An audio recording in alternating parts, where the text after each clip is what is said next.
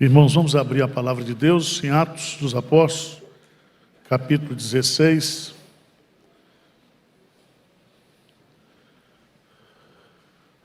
Versos de 26 a 34. De 25 a 34. Por volta da meia-noite, Paulo e Silas oravam e cantavam louvores a Deus. E os demais companheiros de prisão escutavam. De repente, sobreveio tamanho terremoto, que sacudiu os alicerces da prisão. Abriram-se todas as portas e soltaram-se as cadeias de todos. O carcereiro despertou do sono e, vendo abertas as portas do cárcere, puxando da espada, ia suicidar-se, supondo que os presos tivessem fugido. Mas Paulo bradou em alta voz: não te faças nenhum mal, que todos aqui estamos. Então o carcereiro, tendo pedido a luz, entrou precipitadamente e trêmulo prostrou-se diante de Paulo e Silas. Depois, trazendo-os para fora, disse: senhores, que devo fazer para ser salvo? Responderam-lhe: crê no Senhor Jesus e serás salvo tu e a tua casa. E lhe pregaram a palavra de Deus e a todos de sua casa. Naquela mesma hora da noite, cuidando deles, lavou-lhes os vergões dos açoites. A seguir foi ele batizado e todos os seus. Então, levando-os para a sua própria casa, lhes pôs a mesa, e com todos os seus manifestava grande alegria por terem crido em Deus. Eu quero meditar com vocês nesta manhã, porque Deus envia terremoto nas nossas vidas. Porque Deus permite que terremotos aconteçam na minha vida, na sua vida, na vida da sua família. O versículo 26 diz que de repente sobreveio tamanho terremoto que sacudiu os alicerces da prisão. Abriram-se todas as portas e soltaram as cadeias de todos. Quem estudou geografia física sabe que terremoto é um fenômeno natural que acontece quando as placas tectônicas que estão sobre a superfície da Terra, elas se acomodam. E a partir de um epicentro existe o tremor. Existe, mundialmente falando, uma escala, a escala de Richter, que mede a dimensão, que vai de 1 a 12. Talvez nós aqui no Brasil não tenhamos uma dimensão disso, porque poucos terremotos acontecem aqui. Um dos maiores terremotos que aconteceram na história foi no Chile, na década de 70. E hoje, na Terra do Fogo, na região onde está localizado principalmente o Japão, os países asiáticos, lá acontecem normalmente, naturalmente, terremoto todo dia. Os prédios e as construções, elas são adaptadas para justamente sofrer esses abalos e esses temores. Mas na Bíblia, os terremotos têm um significado especial. Quando a Bíblia fala de terremoto, fala da manifestação poderosa da presença de Deus. Quando Moisés reúne o povo no Sinai, e há uma manifestação, uma teofania da presença de Deus, diz que todo o Sinai treme diante da presença de Deus. O salmista diz que a voz do Senhor faz tremer a terra. A Bíblia também registra que em atos específicos da história da redenção, houve terremoto. Aconteceu terremoto no dia da crucificação de Cristo, na hora que ele passa dessa vida para outra. Aconteceram terremotos também na ressurreição de Cristo. E todas as vezes na Bíblia que há uma manifestação poderosa de um ato de Deus e da presença de Deus, acontece no terremoto. Mas terremoto tem um significado simbólico, assim como tempestade, né? As tempestades da vida, os terremotos da vida. E nesse texto aqui nós vamos descobrir que Deus manda o terremoto com dois propósitos. Primeiro, para libertar os dois missionários, Paulo e Silas, que estavam orando e cantando louvores na prisão, eles que foram presos injustamente. Mas há um segundo propósito aqui, com esse terremoto, que é justamente produzir a salvação de uma família.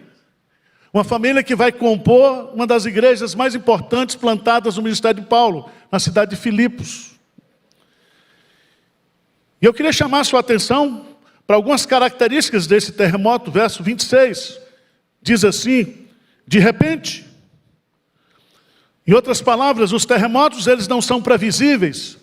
Os terremotos não mandam e-mail, não mandam mensagem para dizer, vai ter um terremoto. O carcereiro de Filipos estava dormindo. A sua família morava ali, naquele presídio. Ele estava tranquilamente, vida normal, mas de repente, vem uma doença. De repente, vem um desemprego. De repente, vem uma tragédia súbita. De repente, a sua vida se desestrutura porque Deus manda um terremoto.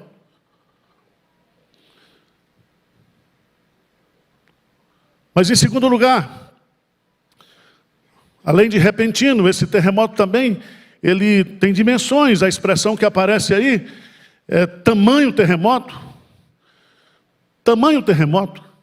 Há problemas na minha vida e há problemas na sua vida. Há circunstâncias que acontecem na minha vida e na sua vida que têm tamanhos diferentes, que têm dimensões diferentes. Se você observar no texto aqui, esse terremoto só acontece no presídio. Não acontece na cidade de Filipos, não acontece nas casas vizinhas. Esse terremoto acontece especificamente. Ele tem um tamanho dimensionado, específico. Mas em terceiro lugar, esse terremoto que foi enviado foi de repente. Ele foi tamanho, mas ele veio para sacudir os alicerces. Às vezes a nossa vida está bem alicerçada. Os nossos planos estão bem feitos. E nós não estamos aí nem preocupados com Deus, com nada. E Deus manda um problema. E Deus manda o terremoto. E o terremoto não alcança o telhado, não alcança as paredes, mas o terremoto sacode os alicerces. Meus amados irmãos, quando a gente passa por problemas enviados por Deus na nossa vida, Ele tem um propósito de nos sacudir. Porque nós estamos tão estáveis, nós estamos numa zona de conforto tão tranquila, nós estamos dormindo o sono da injustiça, como aquele carcereiro estava fazendo. E Deus manda. E Deus manda. Mas em quarto lugar, você vai observar que esse terremoto também foi um terremoto que abriu portas. Um terremoto que quebrou cadeias. E aqui eu queria chamar a sua atenção, porque às vezes Deus manda terremotos na minha vida e na sua vida, justamente para produzir libertação. Às vezes o problema vem justamente para que portas novas se abram, para que coisas novas aconteçam na minha vida e na sua vida.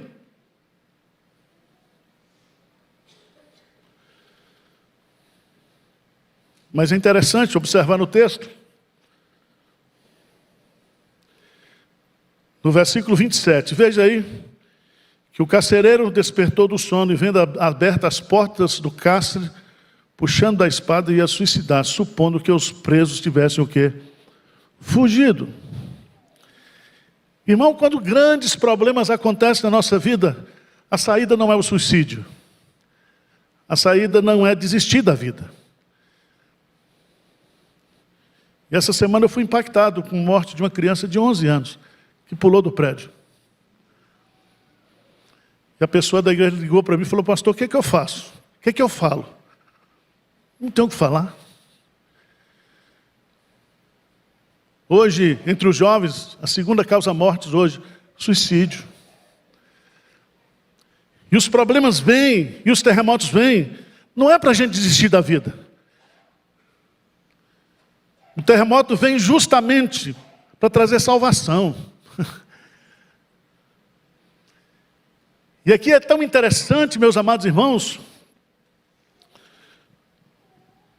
que esse homem sabia que se algum preso daquele fugisse, ele seria penalizado com a morte, ele e toda a sua família.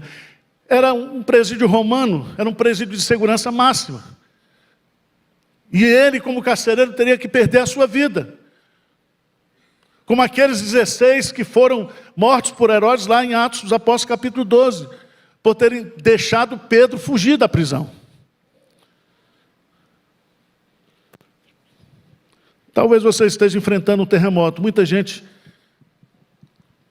vivendo hoje uma desilusão, um desencanto muito grande, uma falta de esperança. Gente que quebrou na pandemia, gente que perdeu gente na pandemia, gente que está desanimada, gente que está vivendo momentos de transtornos mentais difíceis. Difíceis. Eu citei aqui a semana passada, nós internamos um rapaz de 40 anos, cuja esposa está com câncer. E ele entrou no quarto justamente com um cinto para tirar a sua vida. E eu orei com ele, pelo celular. E ele foi internado. Graças a Deus saiu da internação, está recuperado. E se Deus quiser, a cirurgia da esposa dele não vai ser para a morte, mas para a vida.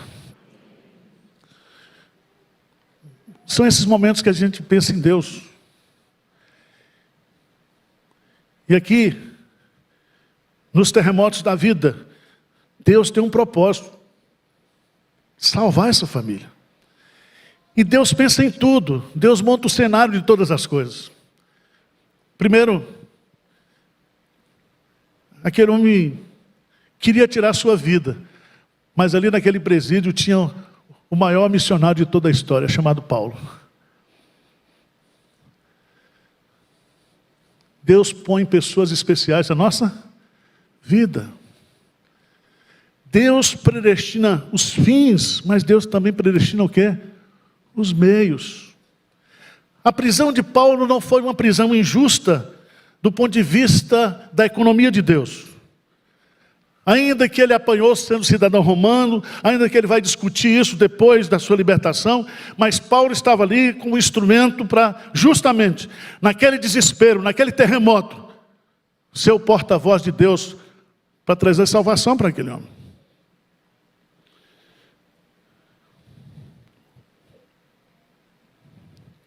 Versículo 30, esse terremoto que aparentemente poderia gerar suicídio, diz o texto, gerou necessidade de salvação. Veja no versículo 30, lê comigo, diz assim: depois, trazendo-os para fora, disse: senhores, que devo fazer para que seja o quê? Irmãos, são os terremotos da vida que balançam os nossos alicerces e mostra para a gente que eu e você, nós precisamos de salvação de Deus. O sofrimento, as lutas, nos empurram para Deus. E esse homem tem aquilo que eu e você temos naturalmente, como seres humanos, é que nós queremos a salvação, nós queremos ser salvos, mas nós queremos fazer alguma coisa. É a mesma coisa que o jovem perguntou para Jesus: o que devo fazer para ser salvo? O que devo fazer? O que devo fazer para merecer a salvação, para receber a salvação? E a resposta é muito simples e objetiva. Tem 3 aspectos aqui. Primeiro, ele diz crer. A salvação é pela fé. A fé é o instrumento que recebe a bênção da salvação. Mas a salvação tem um objeto: crer no Senhor Jesus Cristo. Ele não diz aqui no Salvador Jesus Cristo, mas no Senhor. Porque antes de ser Salvador, Ele é Senhor. E a salvação não é um ato apenas de transformar um estado espiritual, mas é entrar no reino de Deus, é entrar no domínio do Senhor, é viver a partir de agora não somente como salvo, mas tendo Jesus como Senhor da sua vida. E ele diz: e serás salvo tu e a tua casa. A bênção da salvação não é somente para você, mas para toda a sua família. E meus amados irmãos, essa pergunta e essa resposta não teriam sido dadas ou feitas se Deus não tivesse enviado o quê? O terremoto. Qual é o terremoto da sua vida hoje? Pastor, não gosto de terremoto, então põe tempestade. Furacão, nome que você quiser. E Deus está mandando um recado para você. Eu estou mandando isso, eu estou permitindo que isso aconteça na sua vida. Para dizer que eu te amo. Para dizer que eu quero salvar você e a sua casa. Para dizer, como disse para Paulo e Silas: olha, vocês estão no caminho certo. Vocês estão fazendo a obra certa. Vocês são pessoas que serão usadas na hora certa. Diz o texto, veja a partir do versículo 32, que depois de responder a resposta, aí houve uma pregação expositiva do pastor Hernandes Lopes. Diz o texto aí, no versículo 32, que agora eles pregam não somente para aquele homem, mas pregaram a palavra de Deus e a todos de sua casa. Naquela mesma hora da noite, cuidando deles, lavou-lhe os vergões dos açoites. A seguir foi ele batizado, todos os seus. Então, levando-os para a sua própria casa, lhe pôs a mesa, e com todos os seus manifestava grande alegria por terem crido em Deus. Esses versículos 32 a 34 traz aqui 5 todos. Primeiro, todos ouviram a pregação. Segundo, toda a família creu. Terceiro, toda a família foi batizada. Quarto, toda a família servindo a Deus, servindo às mesas, cuidando dos missionários. Mas a coisa mais bonita desse texto está no versículo 37, porque eles, e todos os seus, manifestava grande alegria por terem crido em Deus. Todos foram tomados por uma grande alegria. Os anjos dizem: eis que vos trago as novas de grande alegria, que nasceu hoje na cidade de Davi, Jesus Cristo, o Senhor, o Salvador. E onde o Evangelho chega para trazer salvação. Salvação. Talvez esse ano foi um ano de terremoto para você. Sabe para quê? Você se converter agora no Natal. Se converter hoje, essa semana. Não é que Deus é masoquista. É porque Deus, muitas vezes, para trabalhar na nossa vida, Ele cerca os nossos caminhos com espinhos. Tá certo? Deus já lhe chamou tantas vezes por amor. Você já ouviu aqui a igreja cantando, né? Que doce voz tem meu Senhor. Mas às vezes você não ouve.